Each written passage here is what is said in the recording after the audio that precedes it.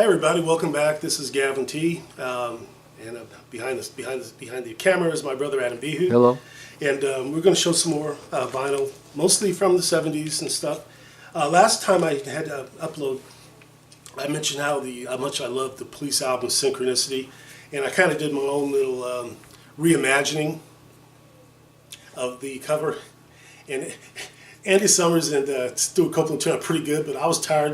And by the time I got to Sting, it was like, they know who he is. But I just thought I'd share that with you.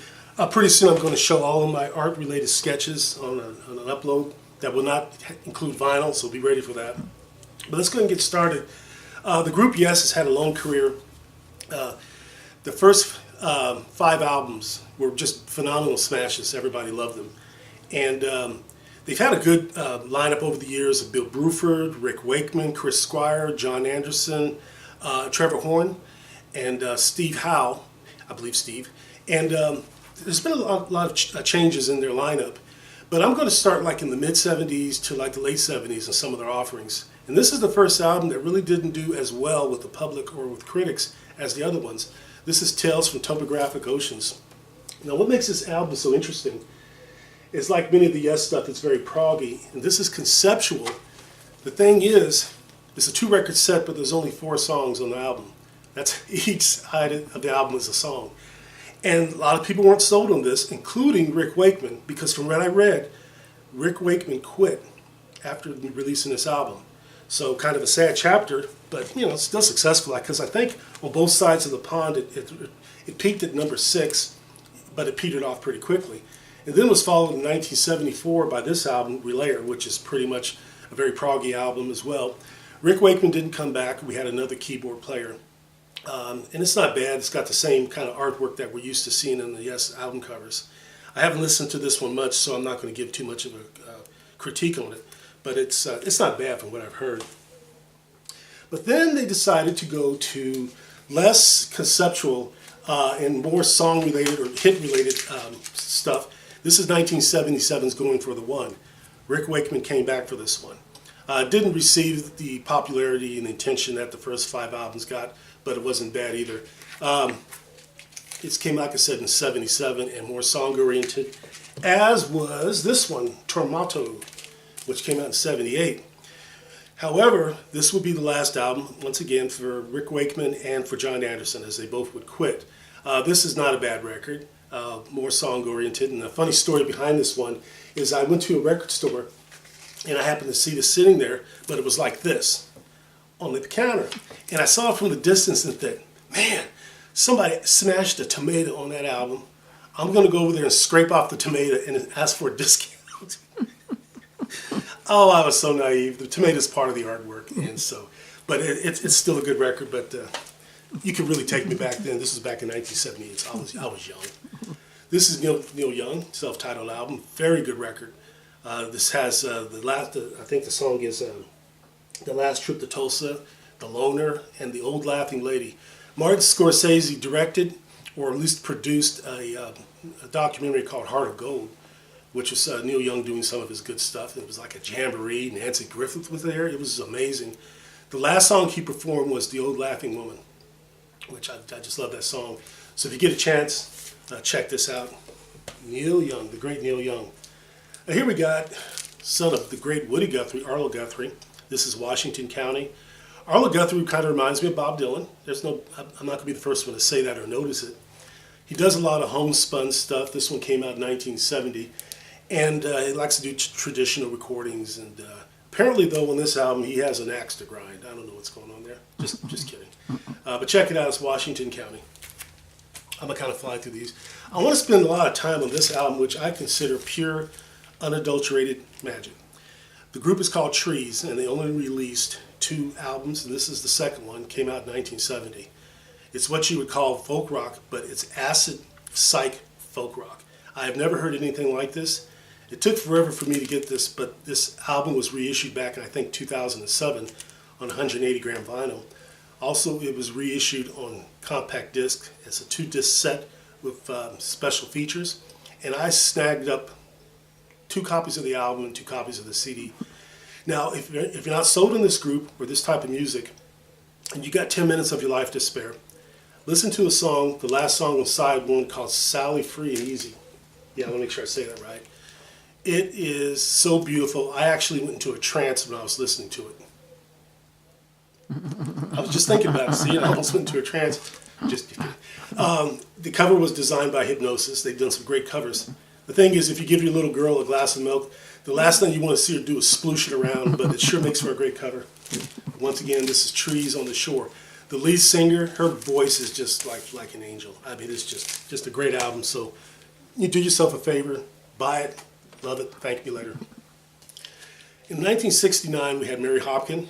Paul McCartney produced this album. In fact, to prove it, it's on Apple. And that's kind of a beautiful label, hard to find everywhere. But she performed her hit, Those Were the Days. Back in '69, we had hippies, we had flower children, and we had wholesome, good kids who liked to sit around the fireplace and sing songs like this. I'm not making fun of it, but I think there is a time and place for beautiful, soft songs. And this woman had the right voice for it, Mary Hopkin. And speaking of soft, somebody once referred to Harper's Bazaar as a marshmallow. Very soft, very sweet. I think they had a hit sometime with a song called Hitchin' a Ride. I think that was them. They have, interestingly enough, they're doing the Battle of New Orleans on this particular album. Haven't heard it all actually, but I kind of like Harper's Bazaar. Kind of like Simon and Garfunkel. No, not Simon and Garfunkel. I think from Bronx, New York, we have the Blues Magoos. I have not listened to this record yet, but everyone's familiar with the Blues Magoos. And I'm gonna fly through this one because I've showed it before. Ricky Lee Jones' first album, phenomenal record. And I'm going to fly through this one as well. Rolling Stones, Black and Blue. And you're seeing a lot of duplicates because I buy a lot of duplicates, especially if I like something a lot. But let's stop and slow down a bit and talk about this group from Champaign, Illinois called Mason Prophet. This is a really good two-record set called Come and Gone. They released another album earlier called Wanted with a great song about two hanged men on it. How would I describe Mason Prophet to those who have not heard them? If you can imagine the Eagles, instead of sounding Southern Californian, sounded Southern Texan. Very country album, very rockabilly, good vocals. They probably didn't get the fame that they deserved, in my opinion, but I think a lot of people are discovering the great sound of Mason Prophet. And here is one of my favorite albums by one of my favorite groups. This is Jethro Tull, Stand Up. Very prolific group. I've done a lot of great music over the years. If you listen to their greatest hits album, I think the first one's called Living in the Past, you get an idea of how much of a body of work they've put out. I can't understand why this one's called Stand Up. I just cannot figure that out for the world. But sadly, albums don't contain the kind of gimmickry, gimmicks that they should. They didn't need this to sell the record, by the way, but it's just fun that they would put some thought into it so that you can enjoy this. And I imagine if you're listening to the record and having your favorite beverage or something, looking at that, it's probably quite a treat. In fact, I got to try that. My favorite beverage being milk. Here's another Jethro Tull album. I've showed this before, Passion Play. Really good. Now we're going to talk about Bob Dylan. 1969, this is one of his great works. This is Nashville Skyline. And when I was younger, I was looking for this because there's a song in here called Girl from the North Country.